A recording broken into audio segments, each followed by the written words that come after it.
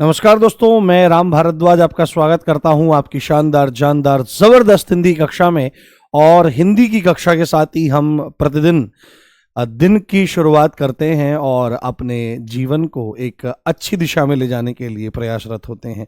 आप सभी को सुप्रभात, आप सभी को गुड मॉर्निंग गाइज, नमस्कार। कैसे हैं आप सब? जल्दी से आ जाइए, फिर आज के शानदार सफर को हम लोग शुरू करने वाले हैं। आपका स्वागत है, आपका वंदन है, अभिनंदन है।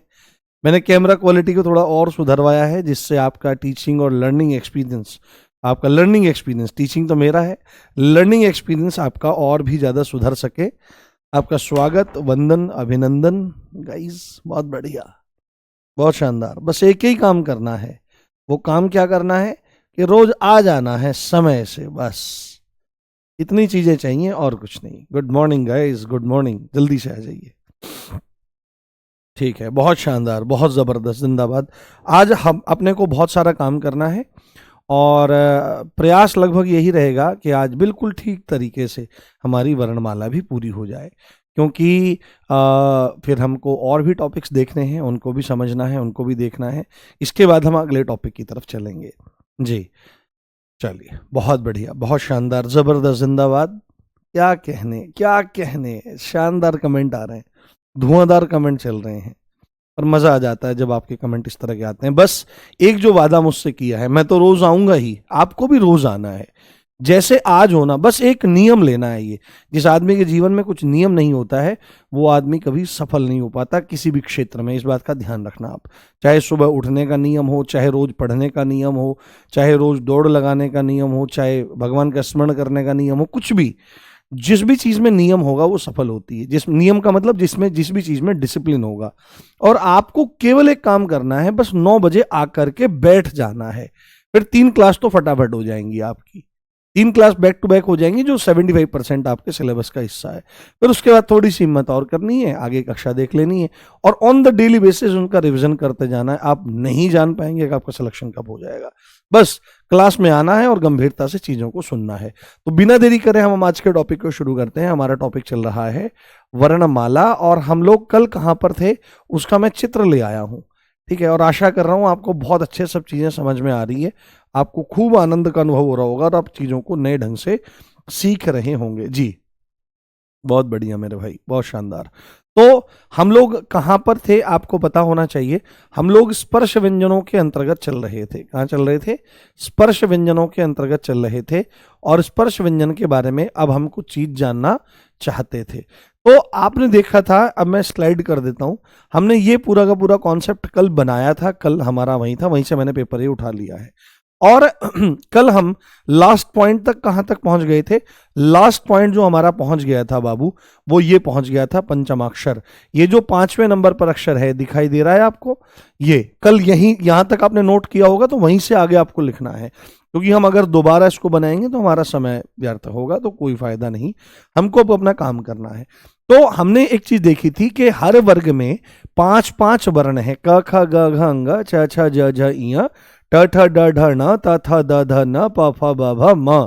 और इसमें अगर देखें तो अगर हम एक लिखते हैं तो ये अपने वर्ग के सारे पहले हैं। इनको बहुत गंभीरता से देखें मेरे बाबू, क्योंकि ये संधि में बहुत ज्यादा काम आएंगे और बाबू ये छंद में बहुत ज्यादा काम आएंगे।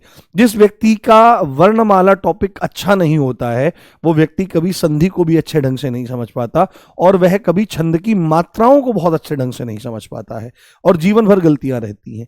पर इस टॉपिक को पढ़ाने के बाद जब भी हम संधि पर जाएंगे, जब भी संधि का नंबर आएगा और जब भी छंद का नंबर आएगा, आप यकीन मानिएगा आपको ऐसा लगेगा जैसे जादू हो गया है। ठीक है, चलो, तो चीजें प्लानिंग उसी हिसाब से हैं। तो 1 2 3 4 5, तो हर वर्ण का जो पंचमाक्षर होता है इसको अनुनासिक कहा जाता है, इसको नासिक कहा जाता है। तो हम एक काम करते हैं, एक पॉइंट यहां पर लिख लेते हैं कि अनुनासिक और नासिक क्या होता है। ये दोनों एक ही चीज हैं बाबू। अनुनासिक, अनुनासिक या नासिक्य, अनुनासिक या नासिक्य वर्ण, है ना, अनुनासिक या नासिक्य वर्ण। तो इसमें सीधे सीधे आपको एक पंक्ति लिख देनी है कि वे वर्ण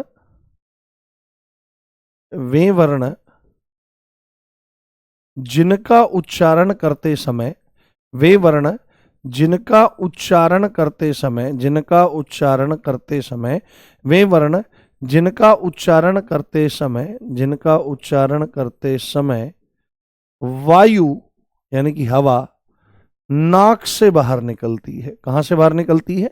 नाक से बाहर निकलती है, नाक से बाहर निकलती है। वैसे तो सामान्यतः मुंह से बाहर निकलती है, पर इन वालों में नाक से बाहर निकलती है, नाक से बाहर निकलती है, नाक से बाहर निकलती है। यह बात आपको बहुत अच्छे से ध्यान रखनी है। और इसी का नाम है भी, देखो, अनुनासिक। तो अनुनासिक में क्या आया? अनुनासिक में नासिक आया, नासिका आया, यहां पे नासिका आया, ये देखो नासिका। और नासिक के में भी नासिका छुपा हुआ है। और नासिका किसको कहते हैं? नासिका नाक को कहा जाता है। ये जो नोज होती है ना, नोज, जो छोटे बच्चों में कहते हैं अरे तुम्हारी तो नोज ही बड़ी सुंदर है, या छोटा बच्चा जो कर देता तो नोजी आ जाती है। क्या आ जाती है? नोजी। 11 तारीख निकलती है ना, जो कभी वो 1 आ जाती है, कभी 11 निकलती है, कभी भाई साहब 10 का बुलबुला बन जाता है कई बार, तो नोजी कह देते हैं जिसको। तो इसमें आप अगर गंभीरता से देखें तो ये नासिक के वर्ण क्या है? तो हर वर्ग का पंचमाक्षर क्या है? हर वर्ग का जो पंचमाक्षर है, हर वर्ग का पंचमाक्षर, हर वर्ग का जो पंचमाक्षर है, हर वर्ग का पंचमाक्षर जो है, जिसमें क्या आया आपका? क ख ग घ ng, है ना, छ छ ज झ ञ, ट ठ ड ढ न, त ठ ड ढ न, त थ द ध न, और प फ ब भ म। अब मैं एक चीज चाहता हूं, मैं बिल्कुल नहीं चाहता कि आपको, हाँ हाँ, मैं बिल्कुल ऐसा नहीं चाहता कि आपको कोई भी चीज हवा में पता लगे। चीजें ढंग से पता लगनी चाहिए। एक काम करो, एक चीज महसूस करो, मेरे साथ बोलना, ग, बोलना मेरे साथ, ग। जैसे ही आप ग बोलोगे तो वायु जो है वो मुंह से नाम मात्र के लिए बाहर निकलेगी, पर नाक से ज्यादा निकलने की कोशिश करेगी। और जैसे ही नाक से ज्यादा निकलने की कोशिश करेगी तो नाक के जो नथुने हैं उन पर जोर पड़ेगा हवा के ज्यादा बाहर आने से। बोल करके देखो, ग। तो ये जो हिस्सा है, ये वाला, ये दिख रहा है, ये जो नॉस्ट्रल के ऊपर ये डिजाइन सा बना रहता है, ये सबके डिजाइन अलग अलग होते हैं, सबके अलग अलग डिजाइन की गाड़ी रहती है। तो हमारी अलग डिजाइन की गाड़ी है, आपकी अलग डिजाइन की गाड़ी है, पर असर बिल्कुल पूरा आएगा। जैसे बोलेंगे तो आप देखो यहां पर एकदम से असर पड़ता है। जैसे बोलेंगे इया, देखो इया बोलते हैं तो नाक ऐसे हो जाती है, ऐसे करते हैं ना दोस्तों के साथ मिल करके, नाक फुला लेते हैं, तो नाक स्वतः फूल सी जाती है। इंगा, इया, अण, न, म, ये फूलते हैं। क्यों? क्योंकि जोर पड़ता है। उस पर ध्यान मत दो, वो तो ऑटोमेटिक है, ये इंटरनेट से चलता है बाबू, ये अपना आप चलता है, इस पर ध्यान मत दो। तो यस और नो, बात बताओ, बात सही है कि नहीं है? बात सही है कि नहीं है? जोर पड़ता है कि नहीं पड़ता है? हाँ, अलग अलग मॉडिफाइड हैं ये सब। हाँ, ठीक है। तो ये पंचमाक्षर में आपके आ जाएंगे। अब आपको क्या बात समझनी है? अब मैं अगली बात आपको यहीं पर समझाता हूं कि आपको ध्यान रखना है, आपको ध्यान रखना है, आपको ध्यान रखना है अल्प प्राण और महाप्राण का, अघोष का और स्वघोष का।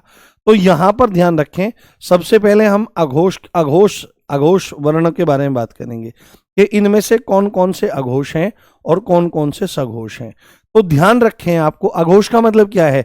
जिसमें स्वर तंत्री में कोई भी कंपन नहीं होता है, जिनमें स्वर तंत्री में कोई भी कंपन नहीं होता है वो अघोष है, और जिनमें स्वर तंत्री में कंपन होता है वो सघोष होते हैं आपके। तो आपसे पूछेगा कि अघोष और सघोष कौन से हैं, तो आपको एक बात स्पष्ट रूप से लिख देनी है अघोष में कि प्रत्येक वर्ग का पहला और दूसरा, प्रत्येक वर्ग का, प्रत्येक वर्ग का, प्रत्येक वर्ग का, प्रत्येक वर्ग का, हाँ, एक काम करते हैं, हम यहां पर भी लिख लेते हैं जिससे हमको मतलब आसानी हो जाए, और हम सीधे सीधे लिखेंगे। अब हम ज्यादा दांव पेंच नहीं खेलेंगे, जिससे आपको बढ़िया समझ में आए। और क ख ग घ ng, उसके बाद यहां पर छ छ ज झ और इय, उसके बाद हमारा ट ठ ड ढ और अण, उसके बाद त थ द ध और न, और अंतिम में आ जाएगा आपका प फ ब भ और म। ठीक है, ये हमारा कौन सा है? ये हमारा है, ये सारे हैं पहले, ये जितने भी हैं अपने अपने वर्ग के, ये अपने वर्ग के दूसरे, ये तीसरे, ये चौथे और ये अपने वर्ग के पांचवे। तो प्रत्येक वर्ग का आपको ध्यान रखना है यहां पर कि प्रत्येक वर्ग का पहला और दूसरा, प्रत्येक वर्ग का पहला और दूसरा, प्रत्येक वर्ग का पहला और दूसरा। तो नंबर याद रख लेना है 1 और 2। अघोष में क्या नंबर याद रख लेना है? 1 और 2।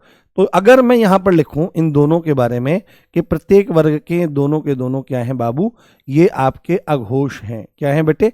ये आपके अघोष हैं। अघोष का मतलब मैं ऑलरेडी आपको बता चुका हूं बहुत अच्छे से। उसके बाद अगर हम सघोष में जाएं तो सघोष में क्या लिखा जाएगा? कितने बच गए? 3 बच गए, 3 बच गए।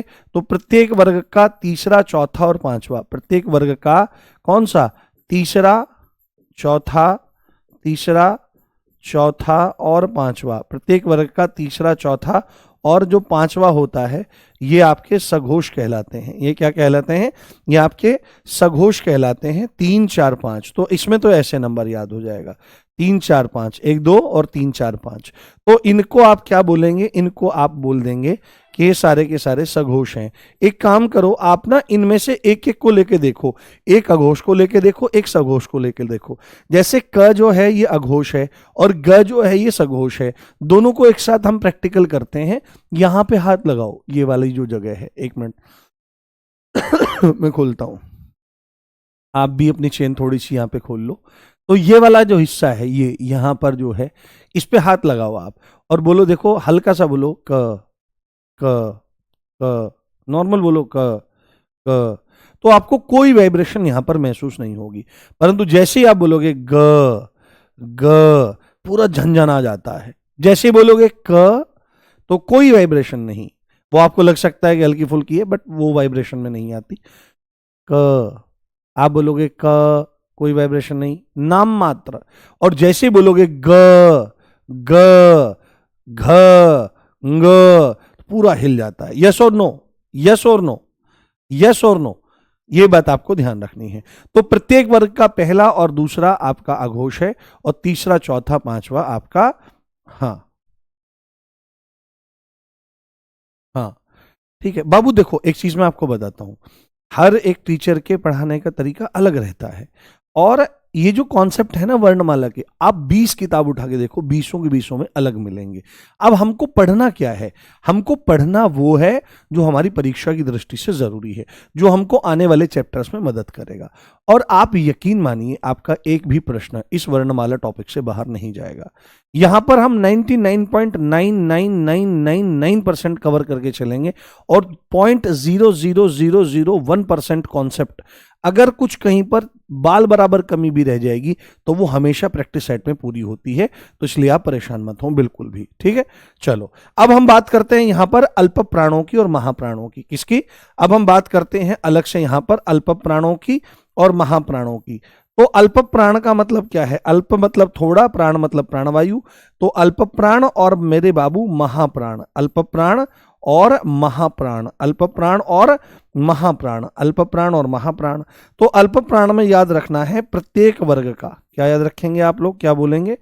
प्रत्येक वर्ग का पहला, तीसरा और पांचवा, प्रत्येक वर्ग का जो पहला, बाबू बहुत इंपॉर्टेंट क्वेश्चन आते हैं यहां से, पहला, तीसरा और पांचवा, प्रत्येक वर्ग का पहला, तीसरा और पांचवा जो होते हैं वो अल्प प्राण कहलाते हैं। पांचवा अल्प प्राण होते हैं। तो 1 3 5, यहां पर नंबर क्या है? यहां पर नंबर जो आपको याद रखना है, यहां पर नंबर याद रखना है 1 3 और 5, 1 3 और 5। और महाप्राण में क्या याद रखना है?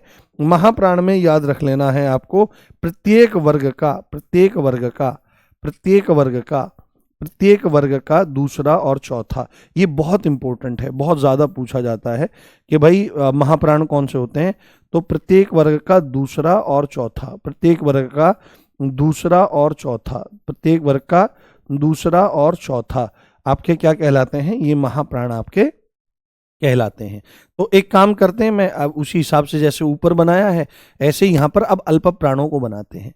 तो अल्प प्राण पहला, उसके बाद तीसरा, उसके बाद पांचवा, ये क्या है? ये हैं आपके अल्प प्राण। ये क्या है बाबू? ये अल्प प्राण हैं आपके।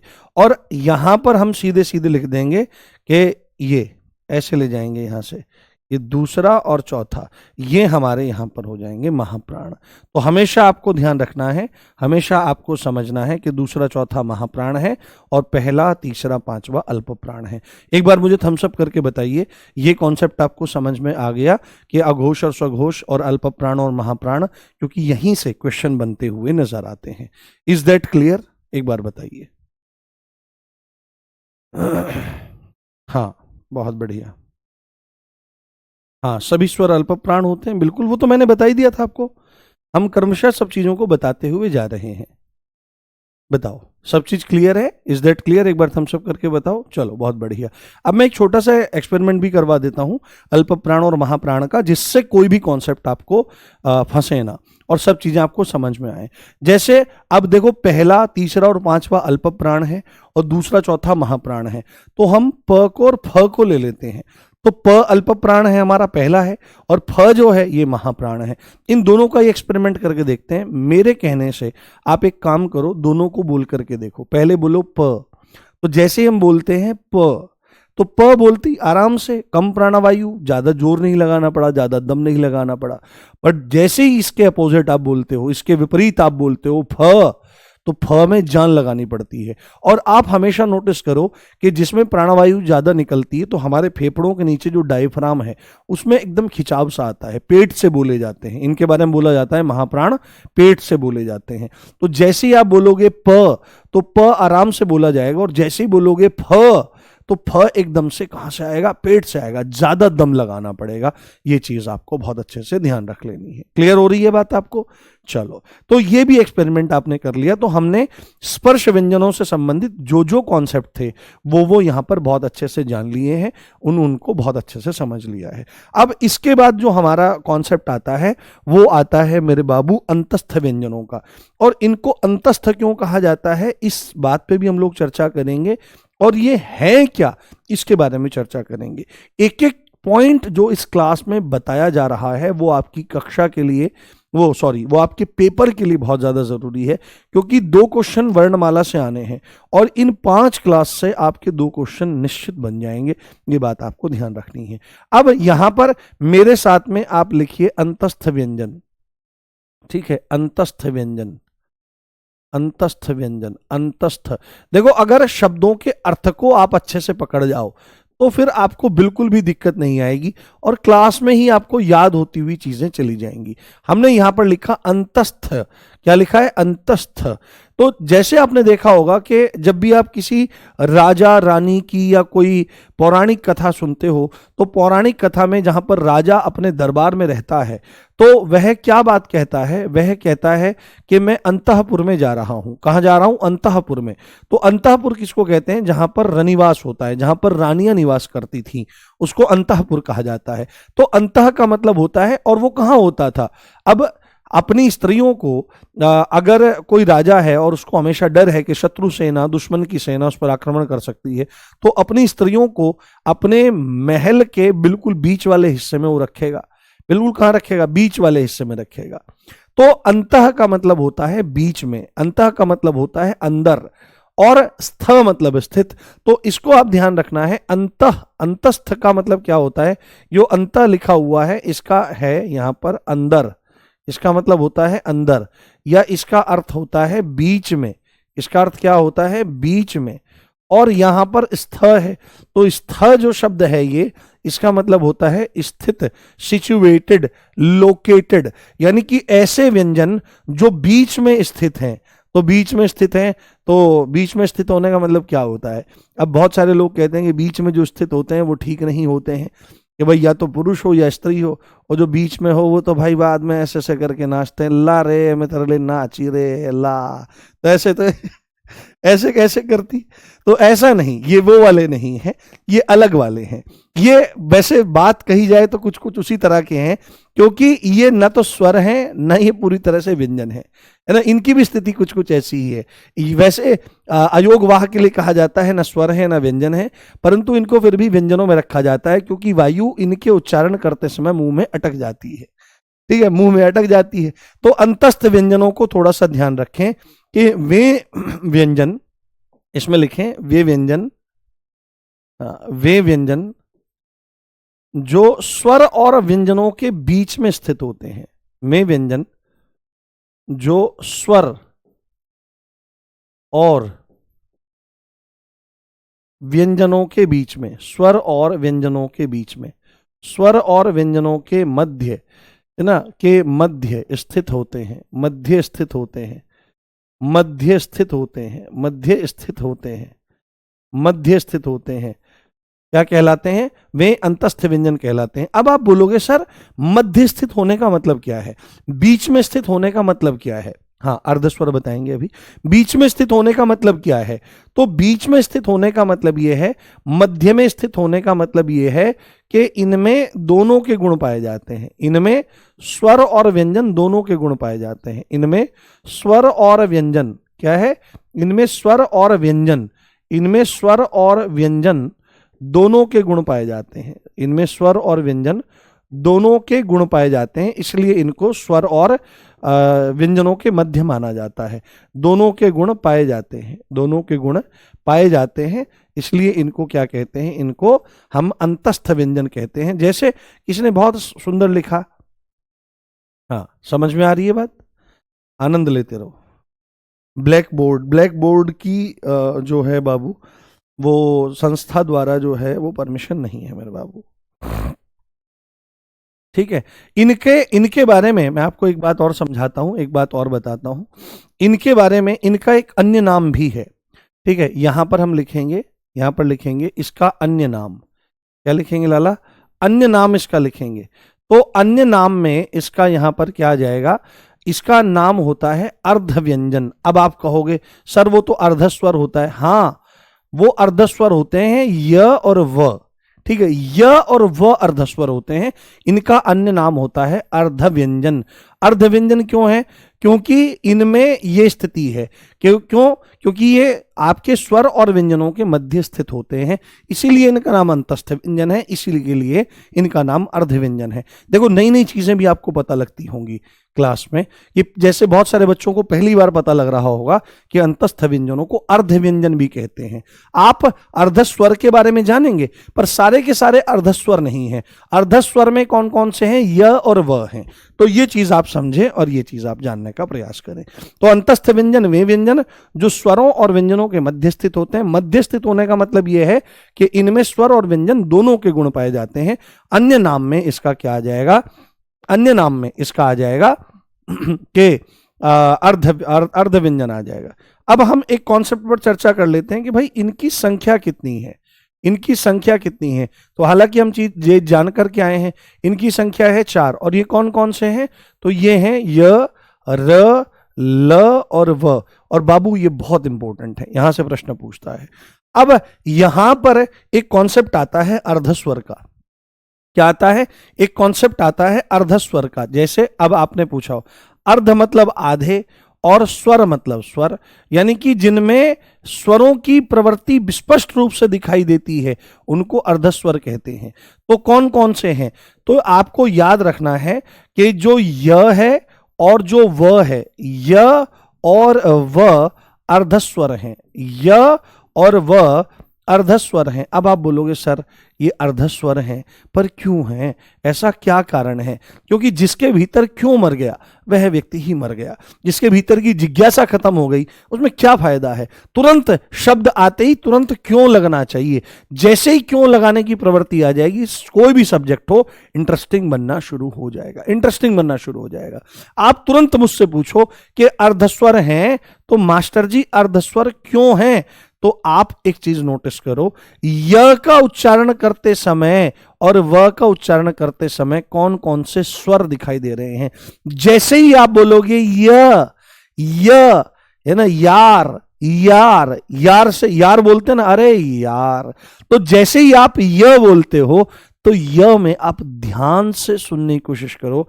य बोलते ही ई की ध्वनि आती है। क्या आती है? ई की ध्वनि आती है। बोलो यस और नो। आप देखो देखो आप जैसे ही आप य बोलोगे तो आपको ई सुनाई देगी। तो य में क्या होता है, य में ई की ध्वनि आती है, ई की ध्वनि, ई की ध्वनि आती है, य में ई की ध्वनि आती है, य में ई की ध्वनि आती है। बोल के देखो, आपको खुद महसूस होगा, ई की ध्वनि आती है, य में ई की ध्वनि आती है।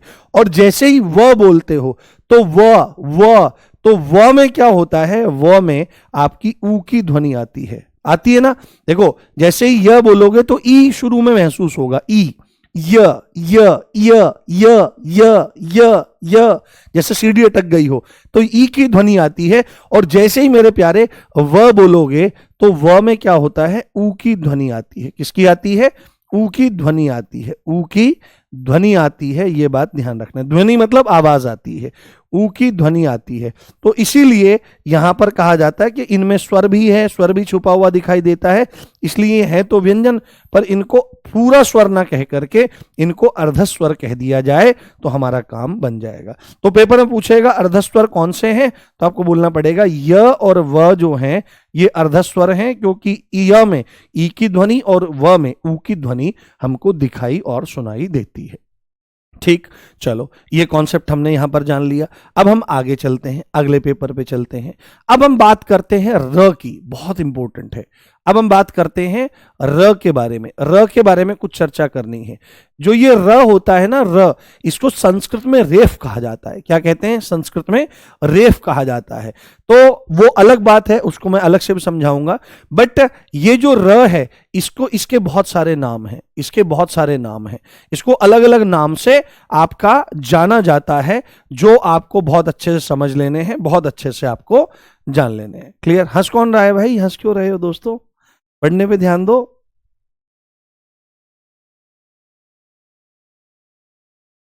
रिकॉर्डेड क्लास कैसे हो सकती है मेरे भाई, उस पे ध्यान मत दो, उस पे ध्यान देने से क्या होगा, कुछ भी नहीं होगा। हाँ, उस पे ध्यान, वो उसको छोड़ दो, 11-10 हो रहे हैं, कुछ भी हो रहे हैं, मैं लाइव पढ़ा रहा हूं, ये इंटरनेट से चलता है टाइम और ये हटता भी नहीं है। र जो है, इसके जो नाम है, इसको लुंठित व्यंजन कहा जाता है, लुंठित, लुंठित व्यंजन कहा जाता है। क्या कहते हैं, लुंठित व्यंजन इसको कहा जाता है, लुंठित व्यंजन। और इसी को हमारा क्या कहते हैं, इसी को हमारा प्रकंपित व्यंजन भी कहा जाता है। क्या कहते हैं, इसी को हमारा प्रकंपित व्यंजन भी कहा जाता है। पेपर में पूछेगा कि लुंठित व्यंजन कौन सा है, पेपर में पूछेगा प्रकंपित व्यंजन कौन सा है, तो आपको बोलना पड़ेगा कि लुंठित व्यंजन हो चाहे आपका क्या हो, प्रकंपित व्यंजन हो, वो कौन सा कहलाता है, वो आपका र कहलाता है। अब लुंठित का क्या मतलब है, ये लुंठित, तो लुंठित शब्द जो किससे बना है, ये लुंठन से बना है। किससे बना है, लुंठन। और लुंठन शब्द तत्सम शब्द है, इसका मतलब होता है लुढ़कना। क्या होता है, लुढ़कना, लुढ़कना, लुढ़कना, लुढ़कना होता है, इसका मतलब होता है लुढ़कना। और प्रकंपित का मतलब क्या होता है, प्रकंपित का मतलब होता है कांपना। ये कंपन से बना है, और कंपन का मतलब क्या होता है, कांपना, है ना, कांप जाता है। जैसे हमको डर लग जाता है, हम कांप जाते हैं, गाय को देखा करो आप, गाय कांप जाती है। तो अगर आप लुंठित व्यंजन की परिभाषा की तरफ जाओगे तो आपको तुरंत समझ में आएगा कि जब हम र का उच्चारण करते हैं, र का, तो हमारी जीभ जो है वो लुढ़क करके जाती है। आप महसूस करना बिल्कुल। हाँ, लुंठित व्यंजन क्या है वही बता रहा हूं। पहले लुंठित जो शब्द है वो लुंठन से बना है और इसका अर्थ होता है लुढ़कना। तो लुढ़क जाते हैं, लुढ़क पुढ़क जाते हैं, ऐसे ऐसे लुढ़क पुढ़क जाते हैं। तो आप एक चीज नोटिस करने की कोशिश करो, जैसे ही र बोलते हैं तो जीभ का जो अगला हिस्सा है, टिप जो है, वो ऊपर वाले मसूड़े में जाकर के लुढ़कती हुई टक से लगती है और फिर नीचे आ जाती है। और इस दौरान ये कांपती भी बहुत है। जब कोई लुढ़कता है तो हिलता भी बहुत है, तो कंपन बहुत ज्यादा होता है। तो आप नोटिस करो, बोल करके देखो, आप बोल करके देखो क्या बोल रहे हो आप। जैसे ही बोलो र र र र र र र र र, तो आप इस चीज को नोटिस करो ध्यान से, आंख बंद करके, कि जीभ तुरंत ऐसे चलती है, आगे की तरफ चलती है, और चलने के साथ में ही ये कहां लगती है, ऊपर वाले मसूड़े पर लगती है। बहुत हल्की सी टच होती है उसकी टिप पॉइंट, ऐसे आगे लगती है और लुढ़कती हुई सी मालूम होती है ना, मुंह में लुढ़कती हुई सी आगे मालूम होती है। और जब आप र बोलते हो तो ऐसे कंपन भी उठता है, र। बोलो बात सही है कि नहीं है, बोलो बात सही है कि नहीं है, यस और नो, यस और नो, यस और नो, लुढ़कते हुए और सीधे ऊपर वाले मसूड़े में जाकर के ये लगती है, ये बात ध्यान रखें।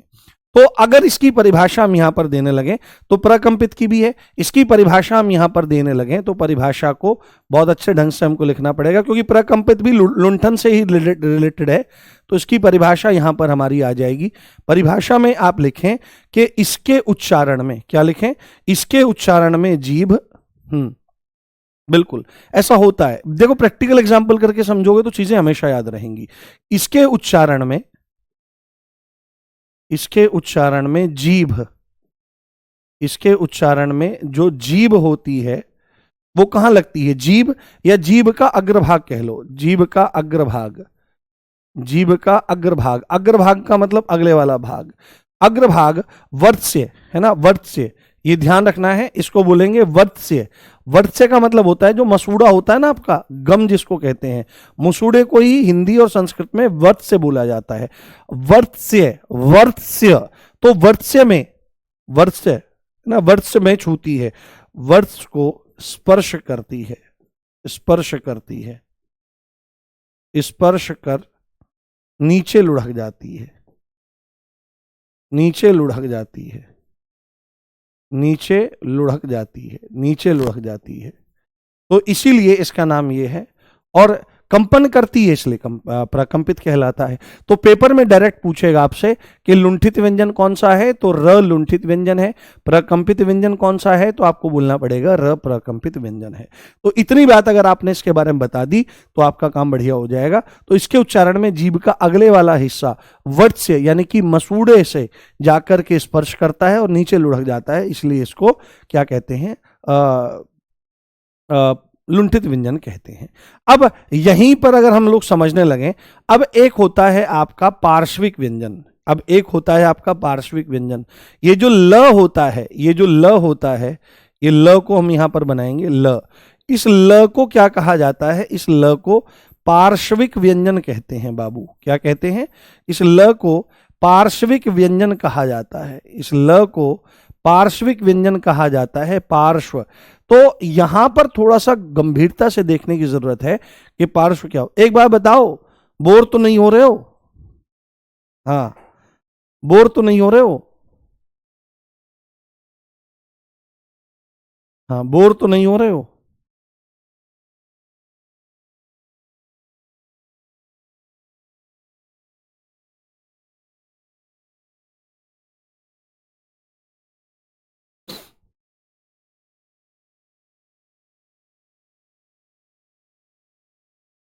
हाँ पढ़ते रहो बेटे, बोर नहीं होना है, क्योंकि और मज़ा आ रहा है। देखो जब चीज़ें नई नई सीखने को मिलती हैं और चीज़ें जानने को मिलती हैं तो फिर बोर नहीं होना चाहिए। और बस एक चीज़ एज्यूम किया करो कि बस यूपीएसआई का पेपर 14 और 15 मार्च का है। 14 और 15 मार्च के बाद क्या होगा, 14 और 15 मार्च के बाद फिर हो सकता है अगले महीने में ही वो आपका एग्जाम करा ले। आपको अप्रैल मान के चलना है, आपको अप्रैल मई मान के चलना है, आपकी परीक्षा में है, ठीक है, मोटा मोटा इस हिसाब से चलना है।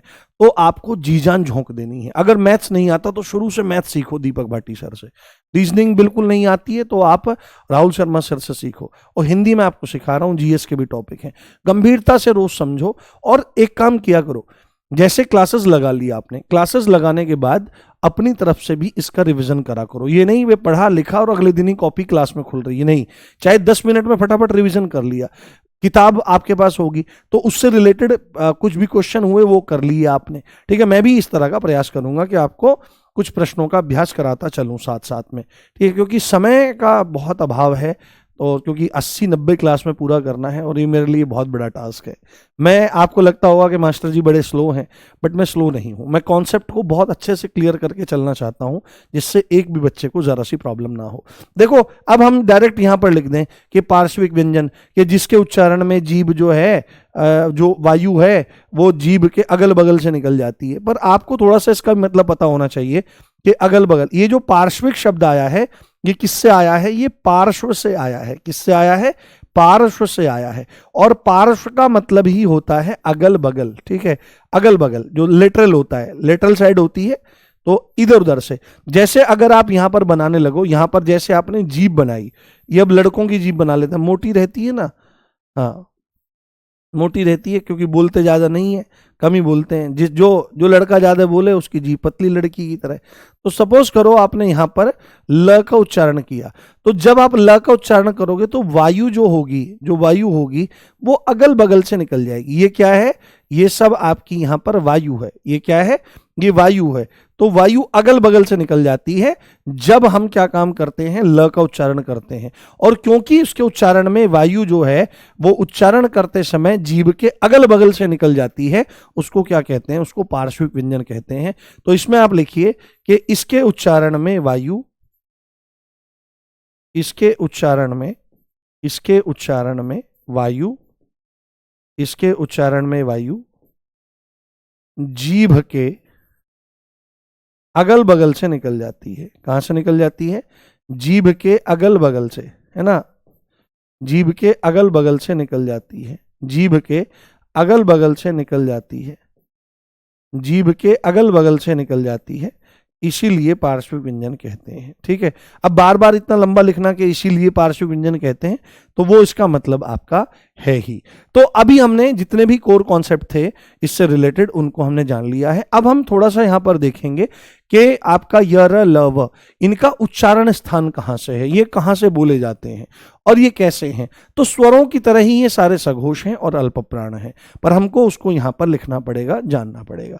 ठीक है, तो अगले पेपर पर हम लोग चलते हैं और जानने का प्रयास करते हैं इनके उच्चारण स्थान क्या है। उच्चारण स्थान, इनके उच्चारण स्थान, इनके उच्चारण स्थान, इनके क्या है बाबू? इनके उच्चारण स्थान है। और उच्चारण स्थानों में हम यहां पर लिख लेते हैं य, उसके बाद र, उसके बाद ल और उसके बाद व। तो आपको एक चीज बहुत अच्छे से ध्यान रखनी चाहिए कि य में क्या था। आपने देखा था य में क्या था? ई था। तो आपको इसी से आइडिया लगना चाहिए कि ई भी कहां से बोला जाता है? तालु से बोला जाता है। कहां से? तालु से बोला जाता है। और तालु से बोले जाने के कारण य जो है वह तालव्य है। कैसा है? य जो है वह तालव्य है। यह बात आपको ध्यान रखनी है। उसके बाद अगर हम र के बारे में बात करें तो र आपका मूर्धा से बोला जाता है। मूर्धा कौन सी होती है? अब ये मैं फिर बता देता हूं आपको। ये बनाते हैं, हाँ।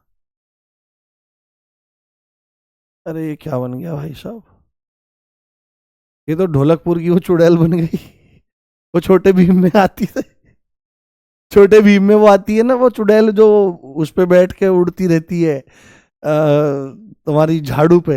ये बिल्कुल वैसी बन गई। पर कोई नहीं, तालु तो इसके भी है, मूर्धा तो इसके भी है। तो ये वाला हिस्सा जो है जीभ की छत का पिछला भाग, ये है आपका तालु। और ये वाला कौन सा है? ये है मूर्धा। आज ये डोनाल्ड ट्रंप नहीं बना है, तो ये तालु है, मूर्धा है, ये ध्यान रखें। तो इसका उच्चारण मूर्धा से होता है, इसलिए इसको मूर्धन्य कहा जाएगा, ये बात ध्यान रखें। उसके बाद ल जो है, ल जो है य र ल व, तो इसका उच्चारण दांत से होता है। ल, जैसे आप ल बोलोगे तो दांतों से इसका उच्चारण हो। हाँ, ढोलकपुर की चुड़ैल ऐसी नहीं लग रही बिल्कुल? ये नाक वैसी ही है इसकी बिल्कुल। तो ये दांत वाला हो जाएगा। और व जो है हमारा, इसका उच्चारण होता है दंत ओष्ठ, है ना? दांत, ये दंत ओष्ठ है, दंत ओष्ठ। दांत और होठ दोनों से इसका उच्चारण होता है। जैसे बोल दो व व व व, तो जो ऊपर वाले दांत हैं ये होठों से मिल जाते हैं। आप बोल के देखो, आप बोल के देखो, आपको तुरंत पता लगेगा। इसमें दंत ओष्ठ हैं ये। तो इसके उच्चारण में जो दांत हैं, इसके उच्चारण में जो दांत हैं, इसके उच्चारण में दांत, दांत जो हैं होठों में लग जाते हैं। कहां लग जाते हैं? होठों को छू लेते हैं, होठों को स्पर्श करते हैं। इसके उच्चारण में दांत होठों को स्पर्श करते हैं। आप बोल के देखो, आपको तुरंत पता लगेगा। बात झूठी नहीं है, बात सच्ची है। तो व जो है ये दंत ओष्ठ है। ल जो है दांतों से बोला जाता है तो दंत्य है। कैसा है? दंत्य। और र मूर्धा से बोला जाता है, इसलिए यह मूर्धन्य है। क्या है बाबू? मूर्धन्य है। साथ में एक चीज आपको बोलनी है, साथ में एक चीज आपको याद रखनी है। एक इंपॉर्टेंट नोट मैं यहां बना देता हूं कि हमारा य, र, ल और व, क्योंकि ये सारे के सारे क्या हैं? ये सारे के सारे हमारे अंतस्थ व्यंजन हैं। तो इनके बारे में याद रखना है कि ये कैसे हैं? ये सभी सघोष हैं। कैसे हैं?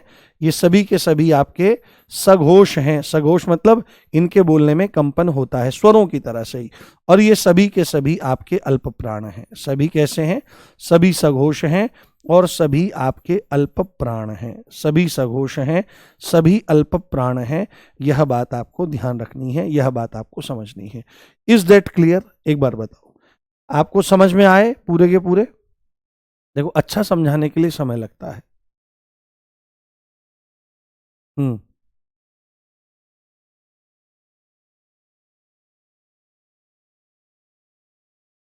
बताइए दोस्तों, आपको अंतस्थ व्यंजन अच्छे समझ में आ गए? कोई दिक्कत, कोई समस्या तो नहीं? कोशिश करेंगे कि आज हमारा पूरा हो जाए। चलो, बहुत बढ़िया। हाँ, मुझे सभी के कमेंट दिखाई देते हैं, जो आवश्यक होता है वो मैं ले लूंगा, आप चिंता मत करो। बहुत बढ़िया, शानदार शानदार शानदार मेरे भाई, जबरदस्त, जिंदाबाद। अब हम चलते हैं, अब हम चलते हैं, अब हम चलते हैं। एक मिनट, पेन। हम्म बहुत बढ़िया। तो हमने अंतस्थ व्यंजनों को बहुत अच्छे समझ लिया है यहाँ पर। अब हम चलते हैं ऊष्म व्यंजनों की तरफ। कहाँ चलते हैं? ऊष्म व्यंजनों की तरफ। ऊष्म बहुत बढ़िया है, बड़ा मजा आएगा समझने में। और सर्दी हो रही है तो बड़े काम के हैं। ऊष्म व्यंजन, हाँ, इनको क्या कहते हैं? इनको ऊष्म व्यंजन कहा जाता है। ये क्या है? ये आपके ऊष्म व्यंजन है। तो यहां पर थोड़ा सा गंभीरता से देखने की जरूरत है। व्यंजन का मतलब तो आपको पता है कि वे वर्ण जो स्वरों की सहायता से बोले जाते हैं, परंतु ऊष्म का मतलब क्या है? ऊष्म, तो ऊष्म जो शब्द है ये ऊष्मा से बना है और इसका अर्थ होता है गर्म। क्या होता है? इसका अर्थ होता है गर्म। तो यहां पर आपको एक परिभाषा बहुत प्यारे ढंग से लिखनी पड़ेगी कि ऊष्म व्यंजन वे व्यंजन हैं, वे व्यंजन जिनके उच्चारण में, जिनके उच्चारण में, जिनके उच्चारण में, जिनके उच्चारण में घर्षण के कारण, किसके कारण? घर्षण, फ्रिक्शन के कारण वायु कुछ गर्म होकर, क्या होकर? कुछ गर्म होकर मुख से बाहर निकलती है। कुछ गर्म होकर, कुछ गर्म होकर मुख से बाहर निकलती है। कुछ गर्म होकर मुख से बाहर निकलती है। कुछ गर्म होकर मुख से बाहर निकलती है। कुछ गर्म होकर मुख से बाहर निकलती है। वे व्यंजन आपके क्या कहलाते हैं बाबू? ऊष्म व्यंजन कहलाते हैं। जैसे आप इसको थोड़ा सा ध्यान रखो इसका, क्योंकि यहां पर ये घर्षण शब्द आ गया। क्या आ गया? घर्षण शब्द। तो इसके अन्य नाम भी हैं, इसके अन्य नाम भी हैं, ध्यान रखें। इनके अन्य नाम भी हैं, पेपर में आए तो उसको बताना कि भाई हमारे मास्टर जी ने बता रखे हैं। ये अन्य नाम इसलिए बताए जाते हैं क्योंकि एग्जामिनर यहां पे खेल जाता है कई बार। तो इसका एक नाम संघर्षी व्यंजन भी है। संघर्षी क्यों? क्योंकि संघर्ष हो रहा है, घर्षण हो रहा है, संघर्षी व्यंजन भी है। और इनको ऊष्म संघर्षी व्यंजन भी कह देते हैं। क्या कह देते हैं बाबू? इनको ऊष्म संघर्षी व्यंजन भी कह देते हैं, क्योंकि घर्षण के कारण ऊष्मा निकलती है, गर्मी निकलती है, तो इनको ऊष्म संघर्षी व्यंजन भी कह दिया जाता है। अब देखो, इस बात को सत्य करके देखते हैं कि क्या है, परंतु उससे पहले हम यहां पर देखें कि इनकी संख्या कितनी है। क्या है? इनकी संख्या कितनी है? तो इनकी संख्या भी 4 है। और ये कौन कौन से हैं? ये है श, ये है श, ये है स, और ये है ह। बहुत ध्यान से समझें। इनको हम सबको एक ही धुरी में नापते हैं इनको सबको हम। परंतु मैं आपको एक बात थोड़ी सी बताने का प्रयास करता हूं। आप एक काम करो, अपना हाथ जो है, अपना हाथ जो है वो मुंह के पास लाओ। अपना हाथ जो है वो मुंह के पास लाओ, एक बार लेकर के आओ मेरे प्यारे बच्चे, मेरे प्यारे दोस्तों, एक बार मुंह के पास इसको लेकर के आओ। और 2 उंगलियों को नीचे कर लो, ये वाली 2 उंगली जो नीचे हैं। हाथ जो है उसको ऐसे लेकर के आओ, ठीक है? हाथ ऐसे लेकर के आओ। बहुत बढ़िया चीज सिखाने वाला हूं आपको। हाथ ऐसे लेकर के आओ, लेकर के आ गए होंगे आशा कर रहा हूं। और 2 उंगलियां जो हैं ये नीचे वाली, इनको ऐसे कर लो और इनको ऐसे करो, बोलो जुबा केसरी। ठीक है? तो वो नहीं करना है, इन उंगलियों को दोबारा वापस लेकर के आ जाना है ना? इनको वापस लेकर के आ जाना है और यहां पर इनको बोल करके देखना है। क्या बोल करके देखना है? क्या बोल करके देखना है? आप बोलेंगे श श श, तो ऐसा नहीं कि हाथ जल जाएगा, परंतु जैसे ही आप श बोलोगे तो आपको हल्की सी गर्मी वहां से आती हुई महसूस देगी, हल्की सी गर्मी वहां पे आपको आती हुई महसूस देगी। जैसे बोलेंगे श श, अंतिम में विशेष महसूस होगी। जैसे आप बोलेंगे श, ये जो है ये मूर्धन्य शकार है जिसको षटकोण वाला कहते हैं।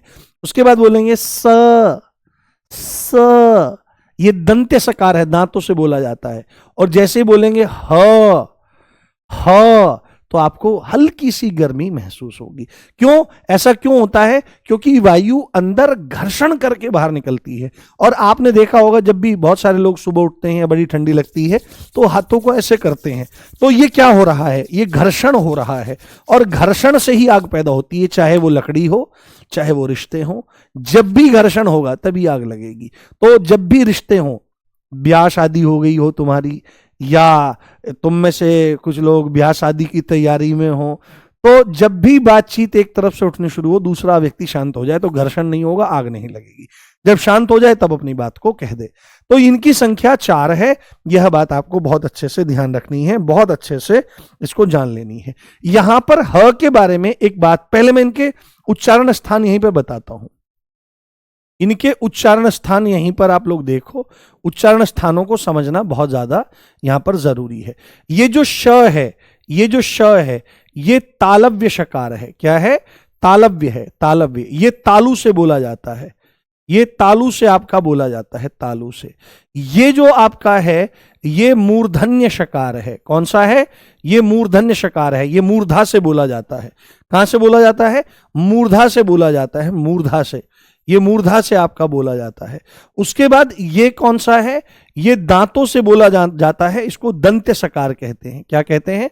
इसको दंत्य कहते हैं, ये दांतों से बोला जाता है। और बाबू ये जो है इसका उच्चारण स्थान क्या है?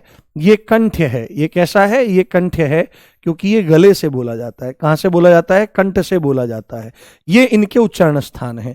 देखो, आप अगर कहीं पर इसका ज्यादातर आप समश्रुत भिन्नार्थक शब्द देखोगे तो वहां पर आपको ये वाला शकार और ये वाला सकार, इन दोनों में आपको अंतर दिखाई देगा। जैसे आपको एक एग्जांपल मैं देता हूं, यहां पर मैंने लिखा शकल और यहां पर मैं लिखूं सकल। अब दोनों में क्या अंतर है? दोनों में क्या अंतर है? दोनों में अंतर केवल इसका है, यहां पर ये आपका दंत्य सकार है, यहां पर ये आपका तालव्य शकार है। अब ये वो जो आपका होता है, जो जो कहते हैं ना कि हे देवी, मैं आपको बहुत पसंद करता हूं, आप खुश हो जाइए मुझ पर, मुझसे बात कर लीजिए, ऐसे आप बोलते हो किसी को। तो जब ऐसे बोलते तो जा करके देवी जी सीधे बोलती है, ए जा रे अपनी शक्ल देख। तो वो बोल देते शक्ल देख, वो तो सब अलग है। वो शब्द है शक्ल और वो उर्दू का शब्द है। परंतु यहां पर शक्ल शब्द का अर्थ होता है टुकड़ा। पेपर में खूब आता है, ये सब चीजें मैं बताता हुआ चलता ही हूं, इससे कॉन्सेप्ट भी क्लियर होते चलें और नंबर भी बनते चलें। शकल का मतलब होता है टुकड़ा या हिस्सा, और सकल का मतलब होता है पूरा या संपूर्ण। केवल एक वर्ण के बदल जाने से अर्थ बिल्कुल बदल गया, है ना? टुकड़ा या हिस्सा, ये ध्यान रखो। कितना अंतर आ गया आपका? तो ध्यान रखना चाहिए कि इनको बोलते हुए जब हम क्या बोलते हैं, जब हम बोलते हैं आपका श, तो सांप के जैसी ध्वनि आती है। जैसे सांप सीटी मारता है ना, फुफकार मारता है, श श। अगर आपको मैं बताना चाहूं, एक चांद सा रोशन चेहरा, जुल्फों का रंग सुनहरा, ये झील सी नीली आंखें, तो ये जो बोला जा रहा है, ये वाला स्थान जो है, यहां से श बोला जा रहा है। ये वाला जो स्थान है, यहां से श बोला जा रहा है। और जो यहां पर ये दांत हैं, इन दांतों से ये स बोला जा रहा है। तो ये आपका तालव्य शकार है, ये आपका मूर्धन्य शकार है, ये आपका दंत्य शकार है। इस बात को आपको बहुत अच्छे से ध्यान रखना है, बहुत अच्छे से आपको उसको समझ लेना है। क्लियर हो रही बात? ह के बारे में एक इंपॉर्टेंट चर्चा और करते हैं। ह जो है इसका एक अन्य नाम भी है, इसका एक अन्य नाम भी है प्यारे। और अन्य नाम क्या है? अन्य नाम क्या है? काकल्य व्यंजन है। क्या है? पेपर में पूछता है, बहुत इंपॉर्टेंट है। काकल्य वर्ण कौन सा है पूछेगा, काकल्य व्यंजन कौन सा है या काकल्य वर्ण कौन सा है, तो आपको बोलना पड़ेगा कि भाई आपका ह जो है वो काकल्य व्यंजन होता है। अब आप बोलोगे सर ये काकल्य क्या होता है, ये काकल्य क्या होता है, ये तो समझ में ही नहीं आ रही, ये बात तो बड़ा अजीब सा लग रहा है काकल्य। तो हम है ना, हम किस लिए बैठे हैं। काकल्य क्या होता है कि काकल होता है। काकल्य किससे बना है, काकल से बना है, काकल से। तो काकल क्या होता है, तो जो हमारा साउंड बॉक्स होता है, जो हमारा ये स्वर तंत्र होता है, उसकी जो ओपनिंग रहती है, उसका जो मुंह रहता है, उसको काकल कहा जाता है। ठीक है, स्वर तंत्र के मुख को काकल कहते हैं। स्वर तंत्र का जो मुख होता है, स्वर तंत्र का मुख काकल कहलाता है। और क्योंकि इसका उच्चारण अभी है तो गले में ही है, तो गले में ही है, पर वो गले में भी स्वर तंत्र के मुख से निकलता है, स्वर तंत्र के मुख से ये निकलता है ना, वहां से निकलता है, इसलिए इसको ये काकल से निकलता है, इसलिए काकल्य व्यंजन। और क्योंकि स्वर तंत्र के मुख से निकलता है, इसलिए इसका एक नाम स्वर तंत्र मुखीय व्यंजन भी है, स्वर तंत्र मुखीय व्यंजन भी है। ये बात आपको ध्यान रखनी चाहिए, ये बात आपको जान लेनी चाहिए। एक और नाम भी है इसका, इसका स्वर तंत्रीय व्यंजन भी आ जाता है, क्योंकि स्वर तंत्र से निकल रहा है, स्वर तंत्रीय व्यंजन। तो पेपर में कोई भी नाम आए आपको उधेड़ देना है कि क्या है, आपका स जो है इसका उच्चारण स्थान कंठ है, ये ऊष्म व्यंजन तो है ही, ऊष्म व्यंजन के नाम संघर्षी व्यंजन, ऊष्म संघर्षी व्यंजन है। साथ में ह का नाम काकल्य व्यंजन है, क्योंकि इसका उच्चारण काकल से होता है। क्या होता है, उच्चारण काकल से होता है, काकल से होता है। और काकल स्वर तंत्र के मुख को कहा जाता है, इसलिए ये काकल्य है। और क्योंकि स्वर तंत्र के मुख से होता है, तो एक नाम इसका स्वर तंत्र मुखीय व्यंजन भी है। और क्योंकि स्वर तंत्र से हो रहा है, तो मोटा मोटी इसको स्वर तंत्रीय व्यंजन भी कह दिया जाता है। यह बात आपको बहुत अच्छे से समझ लेनी है। एक बार मुझे बताओ कि कोई दिक्कत तो नहीं है। हाँ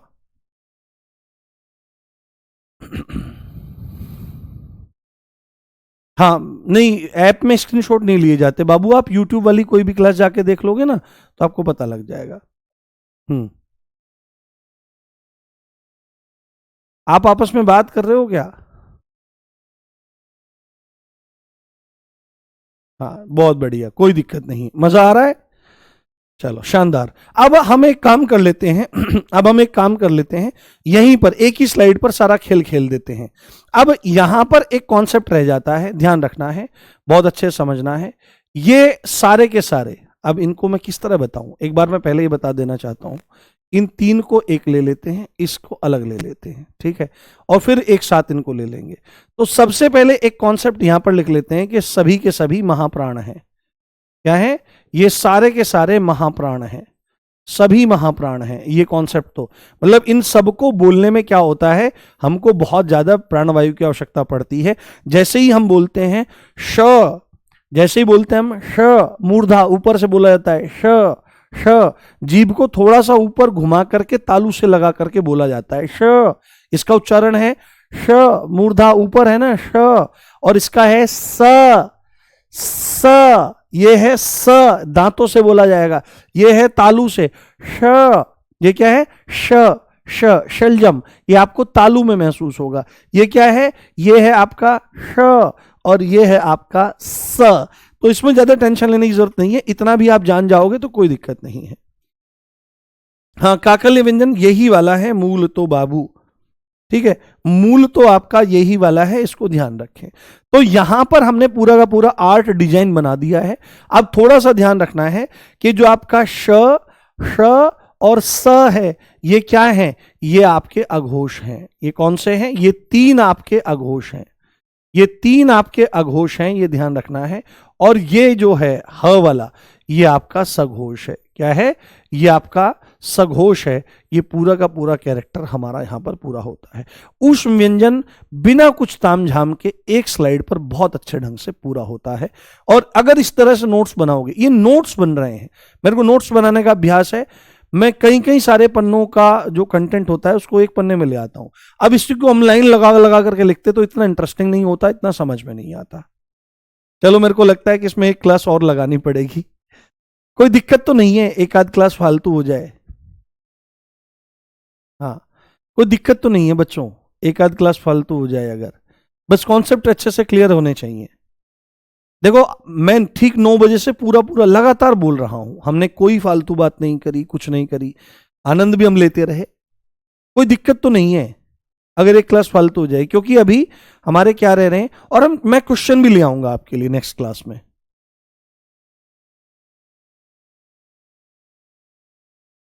देखो, मेरा कॉन्सेप्ट है कि बस चीजें अच्छे से समझ में आनी चाहिए। जब अच्छे चीजें समझ में आएंगी, देखो कितने अच्छे ढंग से हमने बहुत अच्छे तरीके से समझाया है, बताया है। चलो, आशा करता हूं आपको आपकी शुरुआत बहुत अच्छी होती होगी दिन की, आपको बहुत अच्छा भी लगता होगा। और फिर अभी आप 10 बजे रीजनिंग की क्लास में जाइए, 11 बजे आप मैथ्स की क्लास में जाइए, ठीक है। 1 बजे फिर पॉलिटी चल रही है, 3 बजे ज्योग्राफी चल रही है, 5 बजे यूपीजी के चल रहा है, और 6 बजे आपका स्टैटिक जी के चल रहा है। तो कोई पूछ रहा था बच्चा, तो मैंने बता दिया, ठीक है। तो अब हमारी जो नेक्स्ट क्लास होगी वर्णमाला की, उसमें मैं क्वेश्चन भी लेकर के आऊंगा, कुछ जो दिखाने हैं मुझे आपको, ठीक है। तो क्वेश्चन लेकर के आएंगे, साथ में हम अल्प प्राणों की, महाप्राणों की संख्या भी देखेंगे, अल्प प्राण 31 है, महाप्राण 15 है, इत्यादि इत्यादि, ये सब चीजें देखेंगे। साथ में हम आपके संयुक्त व्यंजनों को, द्विगुण व्यंजनों को और आगत ध्वनियों को देखने का प्रयास करेंगे। उसके बाद हम कुछ क्वेश्चन सॉल्व करेंगे, मजा आ जाएगा, ठीक है। डाउट ग्रुप में वैसे तो मुझे उम्मीद है कि आपका कोई डाउट नहीं होगा, और मेरी प्रार्थना है कि डाउट ग्रुप में आप जो भी चीज पूछें, अगर आपको क्लास से रिलेटेड कोई इशू है तो उसको पूछने की कोशिश करें, या इसके अलावा कोई बहुत इंपॉर्टेंट इशू है तो वो पूछें, और अन्यथा मतलब बिना फालतू की चीजें ना करें, और बस पढ़ने पे ज्यादा ध्यान दें। हाँ, संभवतः जो कक्षाएं हैं वो सोमवार से शुक्रवार हैं, तो संभवतः कल कक्षा नहीं होगी, बाकी मैं एक बार पता कर लूंगा, क्योंकि मेरे संज्ञान में यही जानकारी है। बाकी मैं पता कर लूंगा कि कल क्लास होगी या नहीं होगी, या अब आने वाले सोमवार को होगी। और आपको मैं एक बात बताता हूं कि मेरे द्वारा YouTube पर यूपीएसआई और यूपी पुलिस के लिए हर रविवार दोपहर 1 बजे 7 रविवारों में एक क्लास हो चुकी है। साहित्य सागर नाम से सीरीज चलाई जा रही है, उसको मैं दिखाने का प्रयास करता हूं, अगर वो दिख जाए, ठीक है, वो दिख जाए तो अगर उसको दिखाने की कोशिश मैं करता हूं आपको, एक बार वो देखिए। इस क्लास को आप जरूर अटेंड करें। इस बैच में भी हम लोग क्या काम करेंगे, हाँ, इस बैच में भी हम लोग क्या काम करेंगे, एक सेकंड दोस्तों, इस बैच में भी हम लोग क्या काम करेंगे, साहित्य तो पढ़ेंगे ही, बट ये क्या है ना, ये बहुत डिटेल में लेके जा रहा हूं मैं इसको पढ़ने के लिए। अगर आप पढ़ोगे तो 1 महीना लग जाएगा, अगर 1-1 घंटे के हिसाब से करोगे। तो इस बैच में हम इस बैच के हिसाब से, परीक्षा के हिसाब से पढ़ेंगे, बट ये यूपी पुलिस, एसआई, यूपीपी और जितने भी एग्जाम हैं उनके लिए हैं। तो देखो, मैंने बहुत अच्छे ढंग से सारा का सारा ये कॉन्सेप्ट बना रखा है। ये पहली क्लास 11 जनवरी को हो चुकी है, 1 बजे से चली थी, जिसमें हमने हिंदी भाषा का विकास, बोलियां, एक भी क्वेश्चन आपका बाहर नहीं जा सकता, उसमें हमने हिंदी भाषा का विकास, भाषा बोली, हिंदी से संबंधित संवैधानिक अनुच्छेद, उपबंध, महत्वपूर्ण आयोग और काल विभाजन। अब हम दूसरी क्लास जो 18 जनवरी को लेने वाले हैं, यानी कि परसों लेने वाले हैं, उस क्लास में हम जैन साहित्य, सिद्ध साहित्य, नाथ साहित्य, रासो साहित्य, जो आदि काल से संबंधित है, आदि काल को बहुत अच्छे समझेंगे। नेक्स्ट क्लास में भक्ति काल की निर्गुण शाखा को, उससे अगली क्लास में भक्ति काल की सगुण शाखा को, महत्वपूर्ण पंक्तियां वंक्तियां सब लेंगे, ठीक है। उसके बाद 8वीं क्लास में रीतिकाल और आधुनिक काल भारतेंदु युग से छायावाद तक। 15 फरवरी को 6ठी क्लास में आधुनिक काल प्रगतिवाद से अब तक।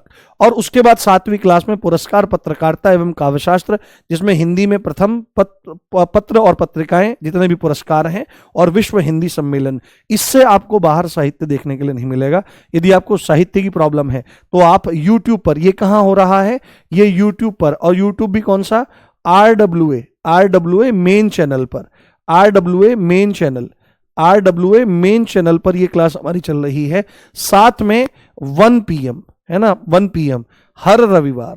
और ये पूरा ब्यौरा है, आप जाकर के देख सकते हैं, इसको मैं डाल भी दूंगा, ग्रुप में डलवा दूंगा मैं इसको, अगर संभव होगा तो आप इस क्लास में भी जरूर मेरे साथ जुड़ें, आपको खूब आनंद आएगा, ठीक है।